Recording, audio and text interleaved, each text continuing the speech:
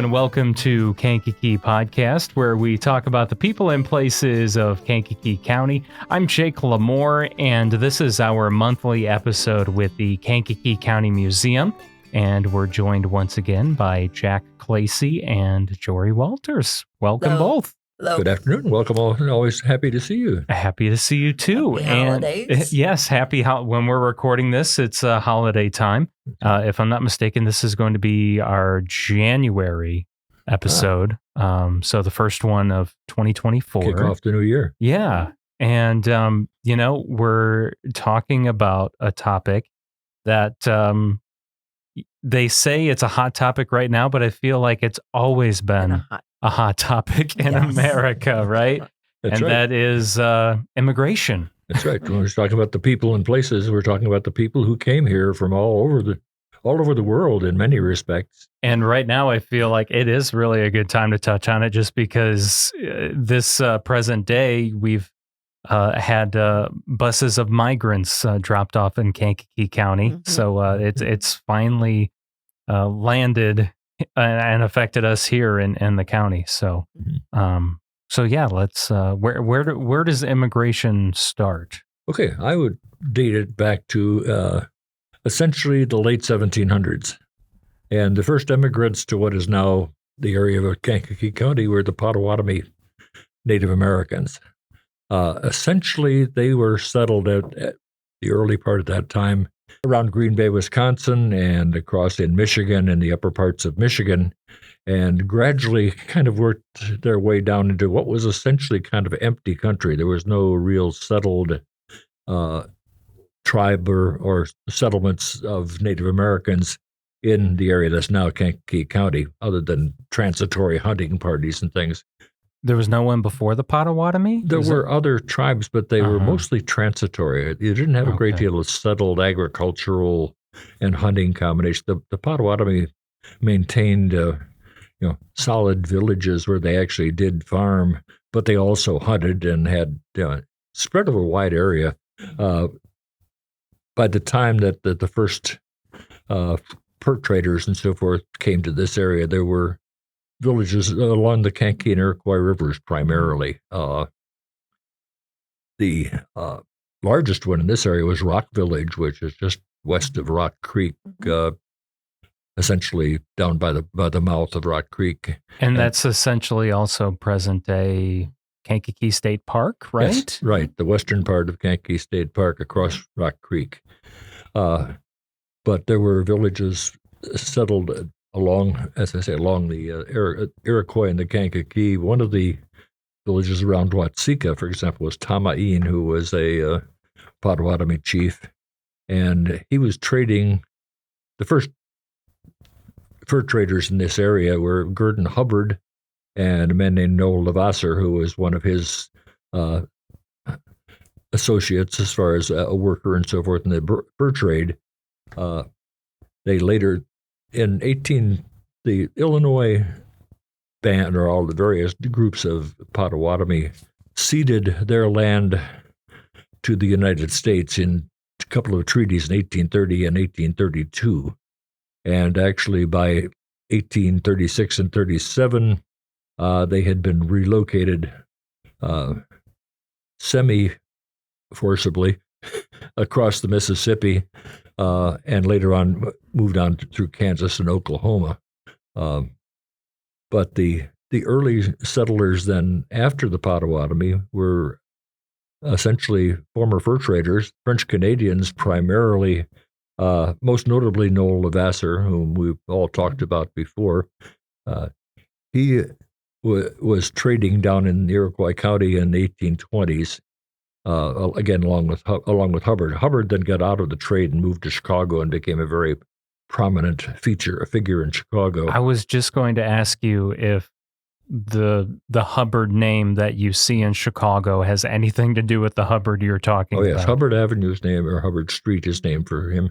And, of course, the Hubbard Trail, which ran from essentially Danville and Vincennes, Indiana, up to Chicago, and later became Route 1 highway, was pioneered by Hubbard as a traffic pattern for his furs going to Chicago and supplies coming back by horseback rather than trying to take the waterway. But Levasseur and several others of his fellow traders and voyageurs from Canada settled in the area that's now Bourbonnais, of course, and Levasseur began encouraging emigration from Canada to Bourbonnais in about the 1830s. And it built up quite a nice little settlement called Bourbonnais Grove or La Pointe, depending on who. And one of the major features of that was, since the French Canadians were almost uniformly Roman Catholic, was a church. And originally, what, it was St. Leo's originally, Jorie? I think so. It was a small little wooden church. And it burned down, and then maternities we have now.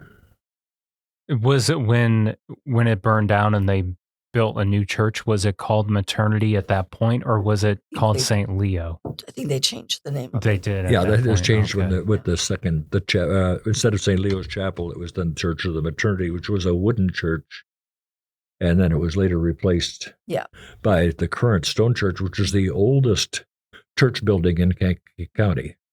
And it was built by the residents of Bourbonnais, hauling the stone from the river where they had quarried it to the site, and so that set off Roman Catholic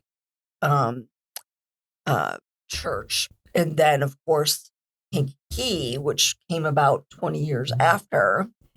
Maternity is one of the oldest churches, is still in use.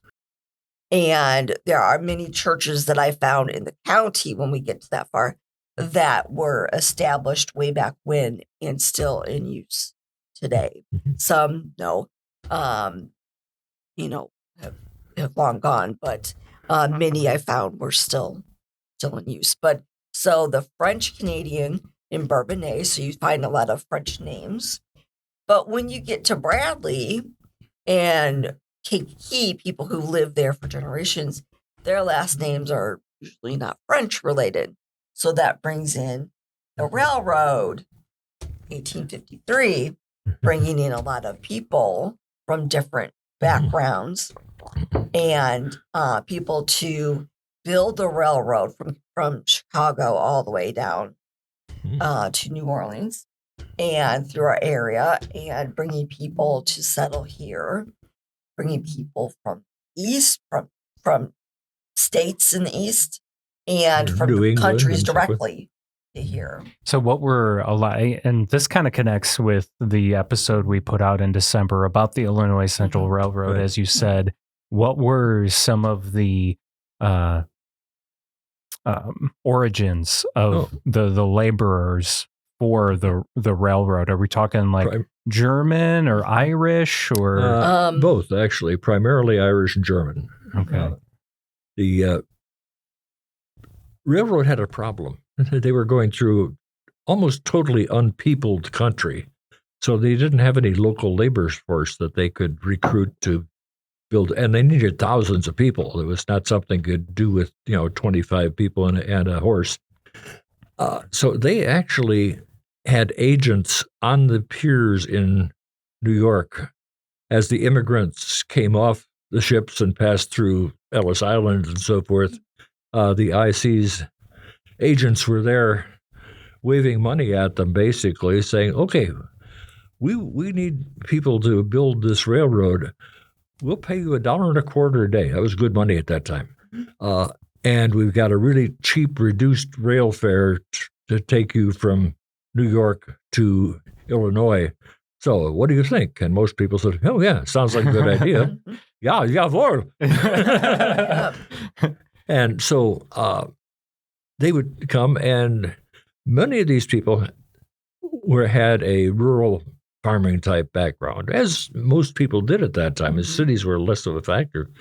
But their idea was, I want to find some land and build a farmer's over. And this was the way to do it. In many cases, the laborers, and there were as many as 10,000 of them at various times up and down the state of Illinois, a lot of those people would work long enough to save up enough money to actually buy some land and start a farm. And land probably was, land along the railroad, I bet, too, right? Yes, land along the railroad could be found it was very available, and there were two classes of land, both of which were really good bargains. $1.25 an acre was the federal price for lands in Illinois, but the railroad, which had been given huge amounts of land to sell by the government to sell to encourage the building of the railroad, their land was at a minimum of $2.50 an acre. But those were also usually kind of the choice pieces of land, so they had no trouble selling them. And this worked all the way up and down the line. As we mentioned I think in the December podcast, the Illinois Central the main line of the Illinois Central ran from Cairo down on the Ohio River to what's essentially East Dubuque, Galena, on the north, because Galena was as large or at least as an important city as Chicago at that time because of the lead mines up there.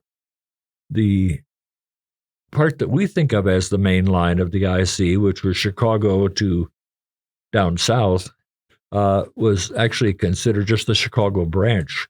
It quickly became the major branch, but it joined the Cairo to Galena line, and I've forgotten what town it was, but fairly 2/3 of the way down the state, roughly. Okay. Now, before we get too far, this actually goes back to the Potawatomi. Mm-hmm. What brought the Potawatomi down here from Wisconsin and Michigan and Minnesota? What was two factors that I can think of? One was they got away from people who wanted to pick on them. There was virtually a constant state of warfare of some sort between many of the tribes in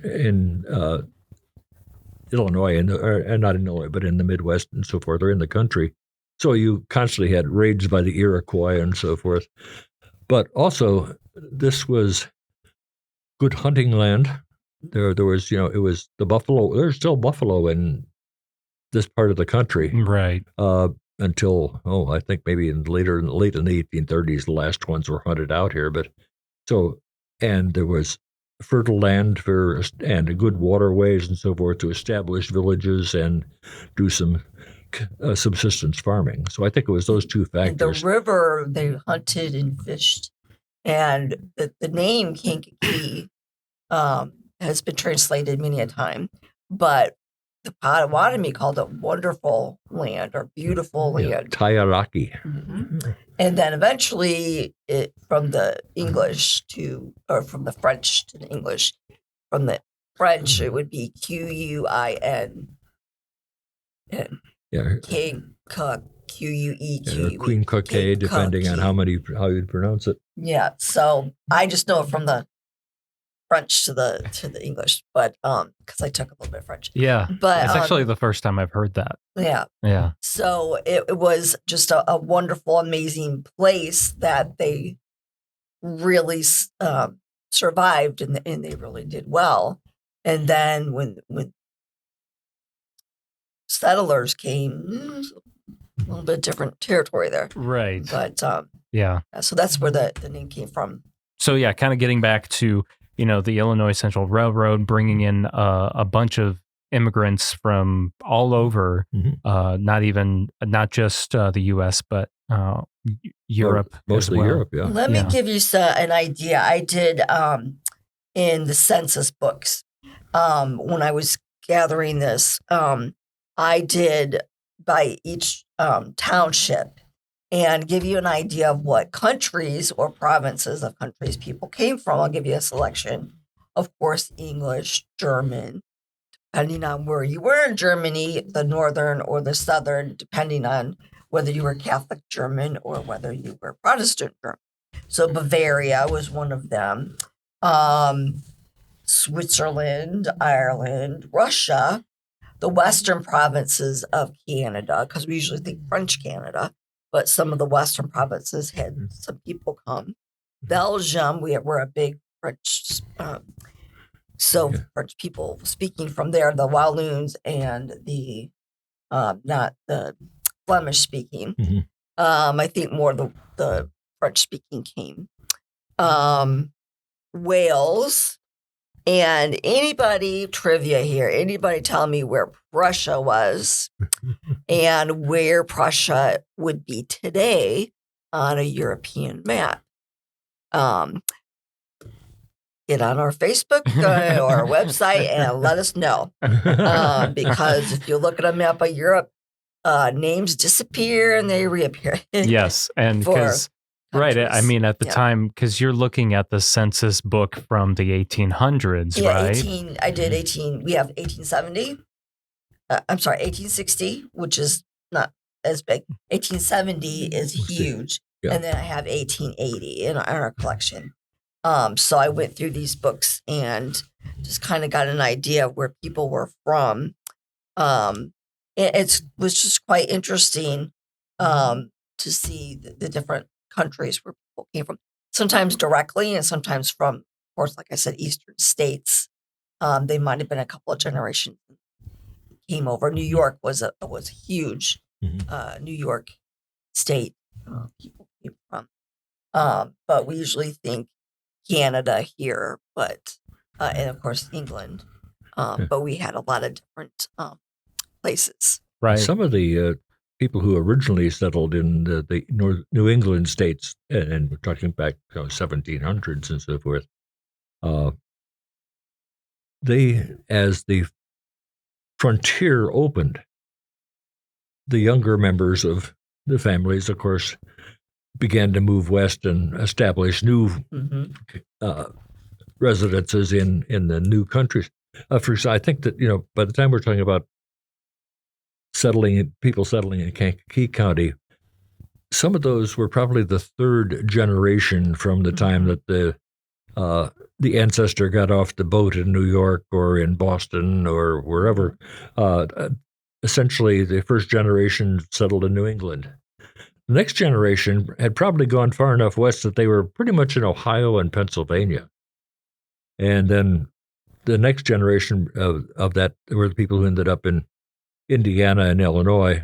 And of course, then it goes on and on. But those often were essentially the English-speaking settlers. And as Jorie will probably mention later on, the churches that they established in Kankakee were probably St. Paul's Episcopal, for example, First Methodist, First Presbyterian.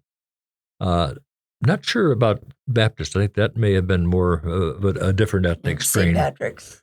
And so it's very interesting to see how the tide moved westward overland, and then those who came, of course, with a hop, skip, and a jump from New York to Illinois via the railroads. Right. Yeah. The church had a lot to do with it. Right.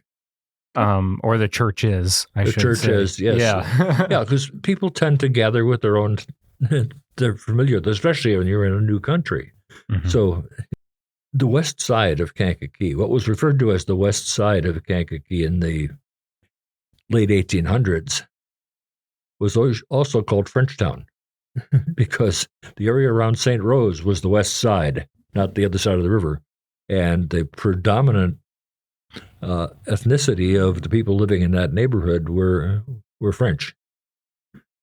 So you had neighborhoods, of course, I grew up in Chicago, which was a city of neighborhoods. I mean, you could map out, I think, Tribune, used to do a map occasionally of what ethnic groups were settled in different parts of the city, and it was really very amazing. I mean, we need to come up with a map like that for Kankakee, unless we have one. Yeah. Speaking of that, when the Catholic Church, it was in French, and then in St. Rose, it was in French.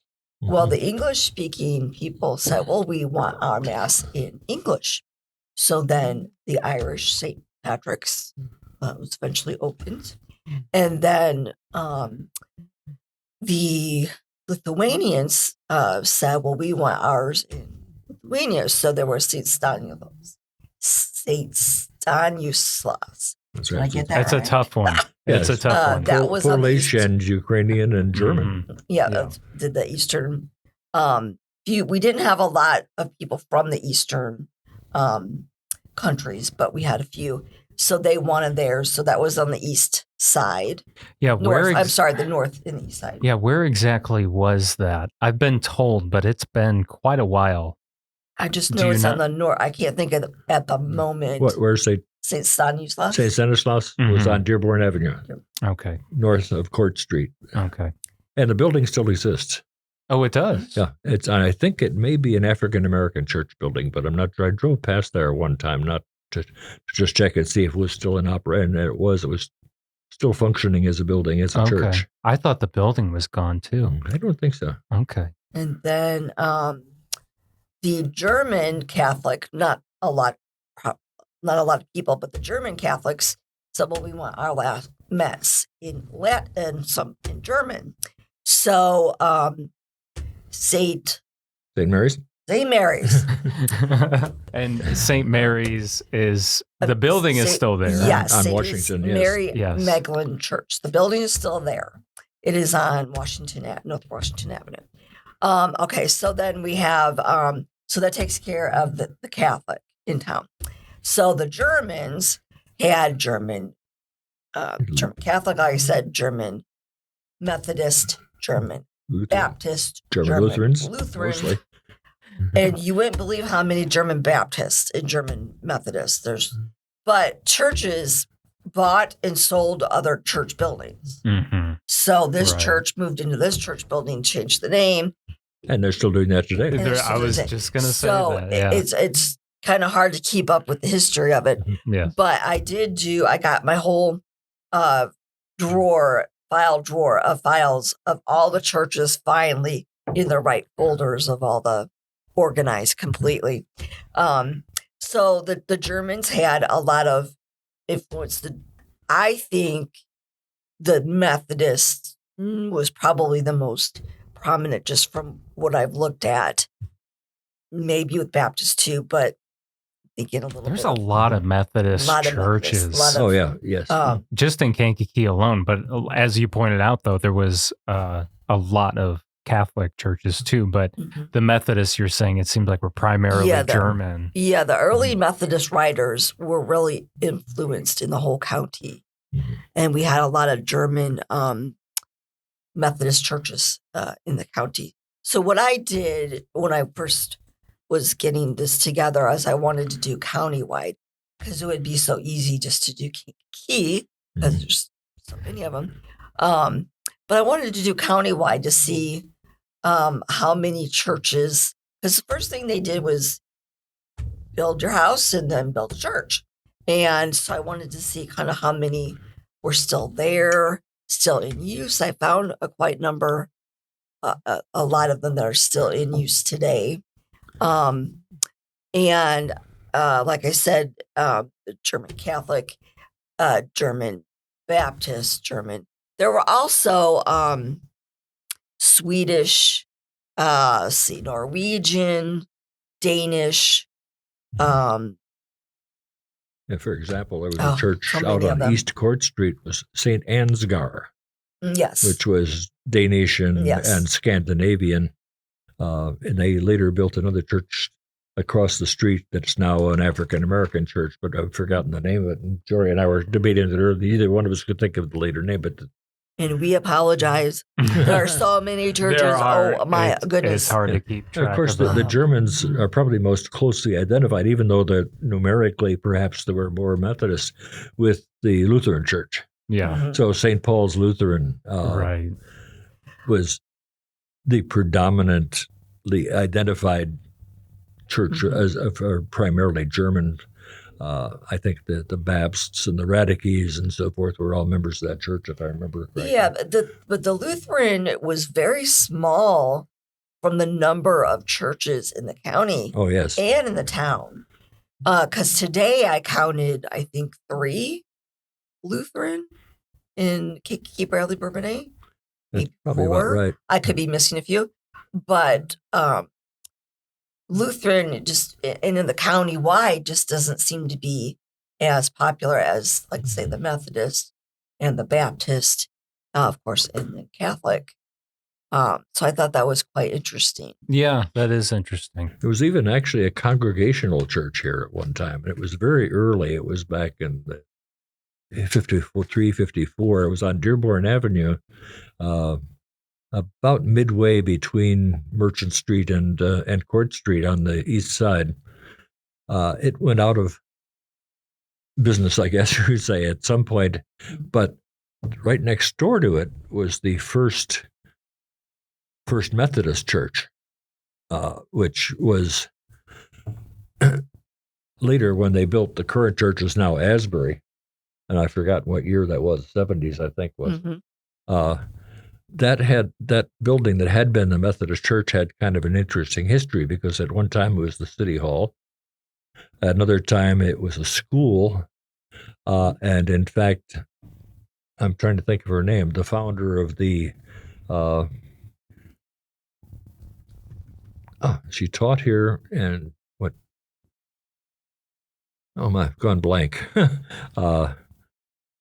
The anti-alcohol. Oh, yes. Oh, I know the name you're talking about too. There was at one time a fountain in her memory on the courthouse. Ooh, I can't think of the her name Temperance either. Union. Right? Temperance Union. Temperance. League of Women, no, Women's Temperance. Women's Temperance Union. Yeah. I have a big foul on her. Yeah, I can't think of her name either. But she taught here briefly in a subscription school in that building. Yeah. And then later, I believe it was for a while the headquarters of the schools in Kankakee. And then, of course, it's long gone now. Isn't it where the former German newspaper offices were, building that's there now? Right.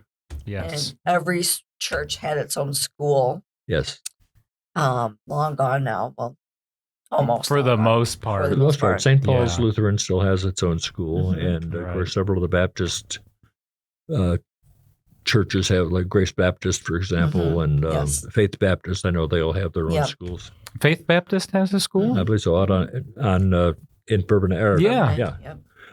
Our next door neighbor, daughter went there. Okay. I didn't know they had a school. I thought they just had, like Sunday school and that kind of thing. I didn't realize they actually had a school there. And then St. Joe's consolidated with maternity. Right. Right. Bishop Mack is all. Yes, all that. It's what all had been one. Saint Teresa and St. John Paul II and right. so forth. Yeah. There's multiple levels of consolidation there. St. Rose had their own. Oh, my sure. grandmother actually went to St. Rose School, but and my dad went to St. Joe's in Bradley. Okay. But yeah, it was very popular back then to have your church with your school. Immigration just obviously leads into so many different things, but getting back to immigration though, tracing it into all the churches and things like that. What else is there about immigration in Kankakee County that we can talk about? I think we should touch on maybe coming back to the French. Okay. A man named Charles Chinnicky, who was a French-Canadian Catholic priest who was very famous in his day in Montreal as an anti-alcohol crusader. But at some point he came to Chicago and came to Bourbonnais briefly and said, this is a pretty cool place. I think we could really set up a colony out here that would draw a lot of people. So he acquired some land around St. Anne and eventually promoted large-scale immigration in about the 1860s from French Canada. More than 1,000 families. Oh, wow. In fact, so many so that St. Anne was the center of his colony, of course, but they also established satellite colonies. One was in a town called Papineau, of course, just south in Iroquois County, and a little further south, one called St. Mary's, that's now Beaverville. Oh, right, the because St. big- Mary's Church Yeah, there, the right. cathedral. Beautiful. Yes. Yes. Oh my Yeah. gosh. And they had to change the name because, from the post office standpoint, there was already an established St. Mary's somewhere else in Illinois. Yeah. And then the third of the sub-colonies was Larab in Iroquois County, over sort of roughly between Clifton and Chevance. I never thought about them being connected to St. Anne in any other yeah. way. I did not realize Yeah, that. they were definitely part of his colonies. And there was also another colony not far from Larab. It was called the Belgian Farm. And in the 1850s, I believe it was, the French consul in Chicago bought 1,500 acres of land in Iroquois County because they were really cheap, and started encouraging emigration from Belgium by the Walloon or French-speaking settlers in Belgium to come to Iroquois County. And for quite a long time, there was quite a settlement there, and they also were particularly well known for, I believe it was their Percheron horses, the huge draft horses. Okay. And they were Yep. breeders. The later manager of the Belgian farm was the nephew of a very famous doctor in Chicago. The nephew's name was Louis Henroten, but his uncle was the man for whom Henroten Hospital in Chicago is named, and he was a very, very famous early physician in Chicago. Look at all these little odds and ends that tie back to Kankakee County. Yeah. Wasn't there some scandal with a clergyman out of St. Anne? That wasn't the guy we were just talking about, is it? Yeah, Father Schunicke? Yeah. Oh, yes. Yeah, well, he was always in one kind or another. He was in hot water most of the time because he was very outspoken. Yeah. He did not get along well with his bishop in Montreal. And when he first came to Kankakee County, he got along pretty well with the Bishop of Chicago at that time. But when that bishop retired or was transferred and somebody else took over, did not get along well. And eventually, he was excommunicated from the Catholic Church. Yeah, and what was he excommunicated for? Primarily because under church law, church buildings and any property owned by the church is actually held in title by the bishop of the diocese. And Father Schunicke disagreed strongly with that. He said, we've done all the hard work building this colony. You can't own it. We own it. And it went back and forth, and finally somebody from the Chicago diocese came down and nailed a proclamation to the door of the church in St. Anne saying, sorry, Father Schunicke, you don't have any standing anymore. You're not a Catholic priest. Wow. And so eventually he first changed the name of his organization to the Christian Catholic Church of St. Anne. And after a while, though, he saw the need to tie up with something a little larger, so he joined the Presbyterian Church. But there are still, I think, some lingering resentments in St. Anne or in various areas, people who stayed with Schunicke or stayed with the church, and those sometimes from the same family who broke away and stayed with Schunicke. It's quieted down considerably comparing what it was in the 1870s and so forth. As the years go on, right? But he definitely had a strong influence on the emigration into Kankakee County from French Canada. I have, in my research area, I have a huge box dedicated just to Schunicke. So anybody who's interested in all the things Father Schunicke did, I have wonderful huge box of all kinds of goodies. I just happened to think of another ethnic group that we hadn't touched upon, the Dutch. Oh, the Dutch. Yes. I mean, there's so many, but that we haven't talked about the Dutch yet. Around Witchert, of course, north of St. Anne, was settled by farmers moving south from Chicago. Dutch families that had settled in what was currently called the Roseland area, around 111th Street and State Street, in that area on the south side of Chicago, had operated farming areas in there for quite some time, but the city was beginning to impinge upon them, and the property values were going up, and they couldn't afford the taxes sometimes anymore. So they began settling in the area around Woodchurch, and they became, their primary crops were kind of the celery and cabbage, and the crops used for food sources, but directly truck farms, what they're called, but then they also got into flower raising.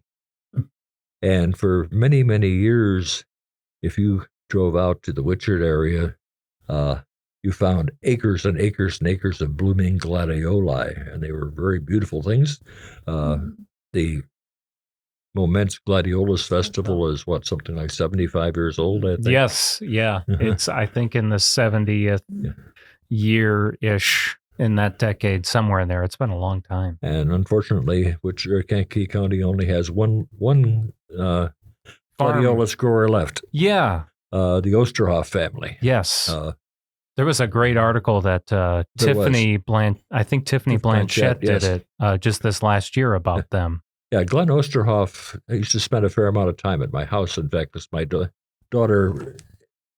were friends of a whole bunch of people from, which we used to call the the Woodchurch Mafia. All these teenage kids, they were all boys, and they used to date the girls that were my daughter's friends and so forth. But Glenn's a really good guy, but he's got a terrific operation going. And I remember him as a teenager. Yeah, that's so cool. Yeah, that's definitely, I'd love to do an episode out there on just about the gladiola. Yeah, I bet he'd be interested in doing that, especially in his off season. Yeah, well, right, especially then, because he wouldn't be as busy. But yeah, sorry, go ahead. Oh, I said, there are all these little interesting pockets of. Yeah. Well, I mean, we haven't even talked about another one to throw out there is Pembroke. Oh, yes. That's another interesting. Yes. Yeah, African American settlers in Pembroke up through the 1870s was primarily large farms raising timothy hay and so forth. But after World War I, and even more so after World War II, you had African American families moving out of the city. They had come north to work in the war plants and so forth, but they were primarily rural people originally when they came from Alabama and Georgia and so forth. So they wanted to go back to their roots. Back to farming again. So they were able to buy property. Unfortunately, it's not very prime property in terms of being good farming land, but it was available and it was comparatively inexpensive. And so you had a fairly good-sized group of people who had moved into Pembroke over the years from basically about 1920 onward, more so after World War II. Actually, if you go back to the Civil War, there were black families in Kankakee. Not many. The string, there was one family named Tedder? Tedder was one of the early ones, but there was another also, who was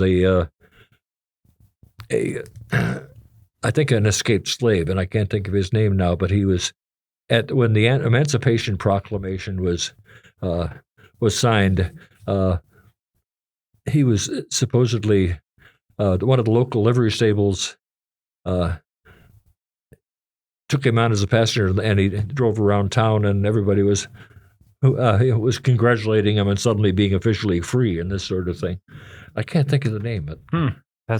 But about 1900, I did a little research at one time in 1900 to do a map of the area, and I think there was something similar to maybe 100 African American individuals, and a lot of them were families in Kankakee, and we even actually, by using city directory, we were able to find where they were located, primarily working in service occupations, as would have been at the time the women working as maids, the men working as in livery stables and restaurants and so forth, and a individual group, mostly single men, that were worked for the South Side Quarry out by the state, behind Aqua, Illinois' office down in south of the city, and they were working in the quarries and so forth. Another area I'm wondering, the Italians it was not a huge Italian, but there are still I feel like most of the Italians that live here are from Chicago originally. And like more in recent years, not so much from not as much as the 1850s. Yeah, no. I think there may have been a significant number, maybe in the 1870s, because when the state hospital was built, there was a demand for stonemasons, and I think there may have been a fair number of Italian stonemasons. Okay. There also were Italian families in the western part of the county associated with the coal mining business. Okay. More so in Braidwood and so forth across the Grundy and Will County lines. But along the western edge of Kankakee County, there was a fair amount of Italian. We also have, of course, a small Greek population here. I was just going to say, which dates a long way back. Yes, and you can. There's an episode that we did of the podcast with about the Greek Orthodox Church in town. Yeah, Annunciation. Yeah, that came a little bit later. That was in the 20s. And then the Jewish synagogue came a little bit later. That's later too. That's right. Yeah, the first and synagogue that was, population's even smaller. Yeah. Right. In fact, there is no local synagogue anymore. No. What is? Did someone else buy that now? Yeah, it's owned by an African American church group, but they have a problem because of the collapse of part of the building. Right, and it's been looks like it's framed out. It framed out, it's just been that's sitting there. Maybe they've run out of money to continue it. Something. The original temple still exists. It's, on Dearborn Avenue. Right. Which was the first Jewish temple in town, Dearborn, south of Station Street. And then, of course, in the 50s, they built Temple B'nai Israel on Harrison and River Street, which is the one we were talking about. Mm-hmm.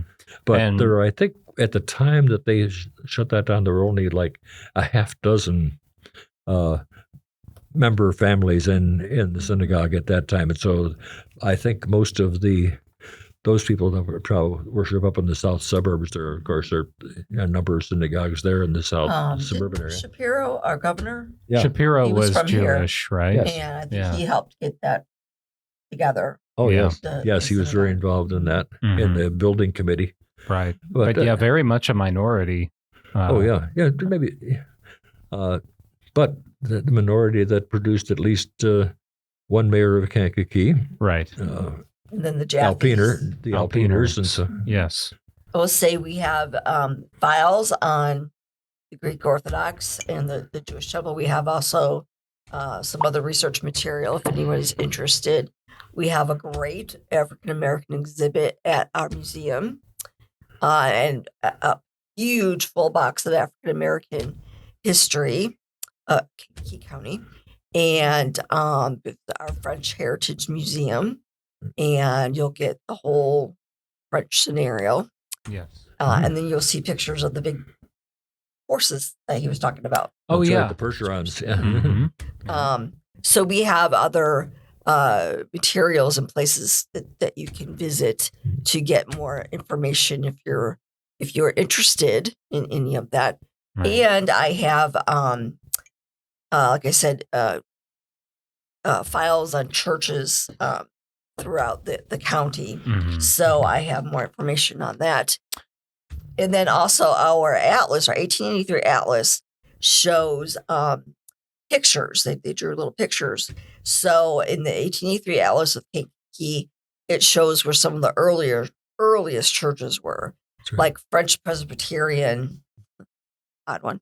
Like some odd, I can't remember some of them. Yeah, now. some small churches that they just went out of opera. Yeah. They didn't have enough people to continue. Yeah. But we have a lot of files on those too. But if you're interested in the 1883 atlas, I have pictures of where some of the earliest churches were in Kankakee, in downtown Kankakee. That's cool. And then, like I said, if you go on Entrance Avenue and then like 2 blocks over to North Washington, the remainder of the German church, it is still a church today. Doesn't look anything like it. I have pictures of what it used to look like. And the German church, St. Mary's, 2 blocks down. I have a postcard too, of that church in its heyday and school.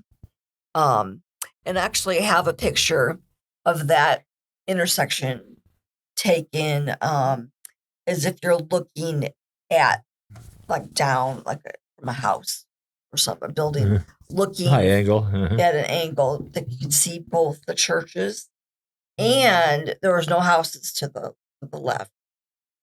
And I asked my mom one time, because I live near there. So we went through that intersection and I said, Mom, do you recognize this picture? She's like, not have a clue.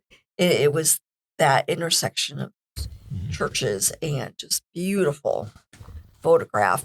And it was a German, I want to say a Methodist and Baptist. Don't remember, but it was original. We have some materials in German, from a German church. We have a lot of French things in French from the churches. And we have a whole collection of books, like anniversary books, etc., of all the churches. So anybody who's interested in any of this, come on over to the museum. Let me know. Right. We have it all. And one last thing I just thought of too. When did the Mexican population start coming to the area? Because that also was kind of later, right? That wasn't really in the beginning of Kankakee County. That came later. Yeah. Probably not specific, but I would think probably after World War II in any numbers. And primarily, you had Hispanic families who were migrant workers passing through this area for harvests at times earlier than that. But I think what drew most of the earlier settlers, Mexican settlers here, was working for the tree nurseries, Kankakee Nursery, and some of the other tree raising things. And then, of course, the real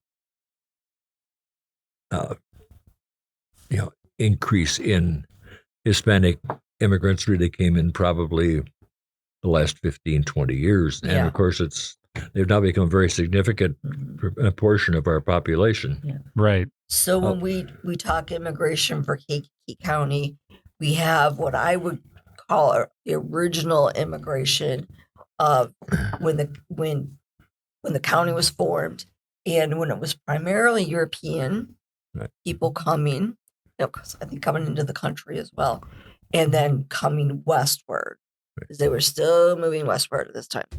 And so a lot of people settled. So that made up the first couple waves of immigration. And then came what we consider now immigration from other countries. That more modern, modern phase immigration of immigration. Yeah. And for primarily, I think, different reasons. In the original, it was for land and to settle here. And this immigration, a lot of workers. So settlement, yes, but maybe, like I said earlier, migrants coming through who maybe just do passing through to do crops. Some settle. So a little bit of a mixture now, as opposed to when it was first most of it now would be jobs. settled. Well, anything else, Jack and Jorie, you want to put out there about immigration? Well, we bounced around a lot, but we covered a lot of ground. Well, today, we too. did. Yeah. Yeah. I mean, it is a pretty broad, topic, really, if you think about it. So, And I want to do a much deeper dive into it. I just kind of glossed it, and I really want to do a deeper dive into connections between them, because it's really important how the whole county was settled, and then the church. And then today, the churches are not as important as they were back in the day. So that is an important aspect. And they are as well. no longer ethnically. They're much more diverse. yes. Yeah. It's not, here's the French Catholic Church, here's the German Catholic Church, here's exactly. the English Catholic Church. Yep. They all wanted their own. They all got their own at one time. They all did. Yeah. They all got their own. Yeah. And so that was interesting to see how that played out. And of course, we didn't talk about the Nazarene, Oh, we didn't even Church talk was- about Another big Which factor, came yes. much later. Oh, much- yeah, we didn't Yeah, even which talk is about not that. really an ethnic group, but No, another but another No, denomination. denomination that and grew. Is it's still had a very growing. strong impact upon the area. Oh, yeah. Yeah, definitely. All right. Well, thank you both once again. Always encourage Thank you. everyone to go check out the Kankakee County Museum or the French Heritage Museum and go to KankakeeCountyMuseum.com and follow Kankakee County Museum on Facebook and Instagram as well to keep up to date on all the different events that the museum has going on, because there's always something Always going on. something. Well, thank you both for being here. Oh, we So, love being here. Yeah. Thank you. Even when our brains are not. Yeah, it's always we fun. still are in Yeah. spirit. Yeah, it's always a good time. Well, there's a lot going on, especially in her Oh head. my God, There's right. a lot going Yes. constantly. Yes. She has so much material and so much information. Sometimes it gets a little hectic in my brain, so I apologize. That's okay. Nothing to apologize for. All right, thank you. Mhm. Thank you. Happy New Year. Yes, everybody. Happy New Year. Happy New Year, everybody. That concludes this episode of Kankakee Podcast. I'm Jake LaMore. Thank you so much for listening. Please hit the subscribe button if you haven't already, and follow us on social media at Kankakee Podcast. And special thank you to our Patreon subscriber, Teague Dreenan, for supporting the show each month. Join at patreon.com/Kankakee Podcast, and you too could hear your name on a future episode. Kankakee Podcast is owned and produced by the fine team at Pathfinder, a full-service marketing agency in Kankakee, Illinois. Learn more at yourpathfinder.io. Our theme song is by Lupe Carroll. This river carries on.